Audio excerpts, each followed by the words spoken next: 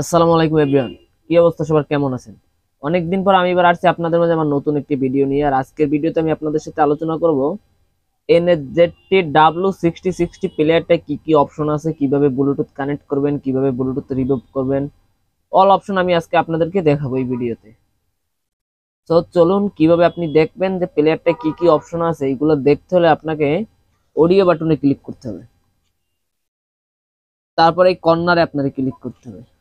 এই যে দেখতে পাচ্ছেন আপনার প্লেয়ারটায় অপশন আছে AM, FM, ডিক্স, টিভি, এইচডি, ব্লুটুথ। আপনার এই অপশনগুলোর ভিতরে সবগুলো অপশনই বাংলাদেশে সাপোর্ট করবে, শুধু আপনার টিভি অপশনটা সাপোর্ট করবে না, কারণ টিভি অপশনটা বাংলাদেশে আসে না। টিভি অপশন বাদে আপনার সব অপশনই বাংলাদেশে কাজ করবে। তো চলুন কিভাবে ব্লুটুথটা কানেক্ট করবেন এইটা আপনাদেরকে দেখাই। আর ব্লুটুথ কানেক্ট করতে হলে আপনাকে মেনু বাটনে ক্লিক করতে হবে। মেনু বাটনে ক্লিক করার পরে এই সিটিং এ কানেক্ট এটা ক্লিক করতে হবে। তারপরে আসি এই যে 2 নম্বরে ব্লুটুথ, তারপরে 1 নম্বরে এই ফোনটায় বর্তমানে এই প্লেয়ারটা একটা ফোন কানেক্ট করা আছে। এই যে একটা ফোন কানেক্ট আছে, যে কোনো 5টা ফোন আপনি কানেক্ট করে রাখতে পারবেন বা 5টা ফোন কানেক্ট করতে পারবেন। তারপরে চাইলে আবার রিমুভ করে নতুন করে কানেক্ট করতে হবে। আপনি যদি আর নতুন করে কানেক্ট করেন এই প্রথমটা ক্লিক করতে হবে। এবার আসি আপনার যে কোনো ফোন থেকে সার্চ দিবেন, সার্চ দিলেই দেখবেন যে কার মাল্টিমিডিয়া লেখা আসবে। আর কার মাল্টিমিডিয়া লেখা আসলে আপনার ফোন থেকে অটোমেটিকলি পেয়ার নিয়ে নেবে।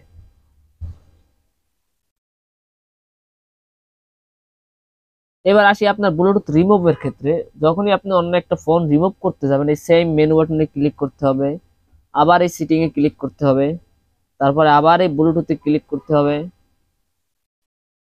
আপনার এই প্রথমটা দিয়ে তো আমরা কানেক্ট করছি, এখন 2 নম্বরটা দিয়ে আমরা রিমুভ করবো। এই 2 নম্বরে দিয়ে তারপরে এই ফোনটার উপরে ক্লিক করতে হবে, তারপরে বামেরটায় ক্লিক করতে হবে।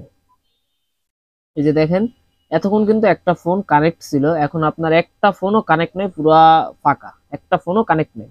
আবার যখন এইটাই দিব, এখন যে কোনো ফোন থেকে সার্চ করলেই আপনার কার মাল্টিমিডিয়া আসবে।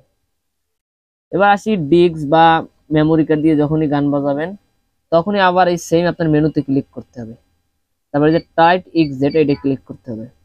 আপনি যদি ডিস্কের জন্য ফোল্ডিং করেন ডিস্ক, আর যদি অডিও এসডির জন্য ফোল্ডিং করেন অডিও এসডি। ধরেন আমি ডিস্কের জন্য ফোল্ডিং করলাম, এই যে ডিস্কে ক্লিক করলাম। এই যে আপনার এই জায়গা অডিও ভিডিও যে ডিস্কটাই দিবেন ওইটাই প্লে হবে। আবার এই ক্লোজ করে দিলাম। আবার একইভাবে আসি আপনার, আবার যদি আপনি মেমোরি কার্ড দিয়ে অডিও গান বা ভিডিও গান শুনতে চান, তাই একইভাবে আবার এইটা দিয়ে প্লেয়ারটা ফোল্ডিং করতে হবে, অডিও এসডি তে ক্লিক করতে হবে। এই যে দেখতে পাচ্ছেন আপনার এই জায়গায় এটাই লেখাই আছে অডিও এসডি। এটার মাধ্যমে আপনি মেমোরি কার্ড দিয়ে অডিও ভিডিও আপনি সবকিছুই শুনতে পারবেন। আর এই প্লেয়ারটা মেমোরি কার্ডে অডিও ভিডিও দুইটাই সাপোর্ট নেয়। আর এই যে আরেকটা দেখতে পাচ্ছেন এটা হলো আপনার সফটওয়্যার এসডি কার্ড। আপনার প্লেয়ারটার সাথে সফটওয়্যার এসডি কার্ড অবশ্যই থাকা দরকার। সফটওয়্যার এসডি কার্ড ছাড়া আপনি যখনই ব্যাটারি খুলবেন তখন আর প্লেয়ারটা কিন্তু চলবে না, সফটওয়্যার এসডি কার্ড থাকলেই চলবে। আবার এই ক্লোজ করে দিলাম। আবার এই অডিও বাটনে ক্লিক করলাম। আপনি যখনই ডিস্ক দিবেন এই জায়গায় ডিস্ক শো করবে, এখন ডিস্ক নাই দিকে ডিস্ক হাইড। আবার যখন এইচডি কার্ড দিবেন এই জায়গায় এইচডি কার্ড শো করবে। যখন এই জায়গায় এইচডি কার্ডে ক্লিক করবেন অটোমেটিকলি আপনার এইচডি কার্ডের গানগুলো প্লে হবে। আর এফএম এ ক্লিক করলে আপনার এফএম গুলো আসবে। আর এটা হলো ভলিউম বাটন, আর এটা হলো জাপানিসের ম্যাপের বাটন। এটা চাপ দিলে জাপানিস ম্যাপটা আপনার শো করবে। বাংলাদেশি ম্যাপ জাপানিস প্লেয়ারে কোনো শো করে না। আর এই প্লেয়ারের ল্যাঙ্গুয়েজটা ইংলিশ করা যায়, এবং এইসব প্লেয়ারের যে কোনো সফটওয়্যার এইচডি কার্ড আমাদের কাছে অ্যাভেলেবেল।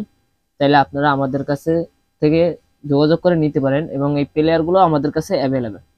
তো আজকের ভিডিওটা এই পর্যন্তই ছিল। আশা করি সবাই ভালো থাকবেন, সুস্থ থাকবেন। আর আমার চ্যানেলটা ভালো লাগলে, আমার ভিডিওগুলো ভালো লাগলে আমার চ্যানেলটাকে সবাই সাবস্ক্রাইব করবেন। ধন্যবাদ।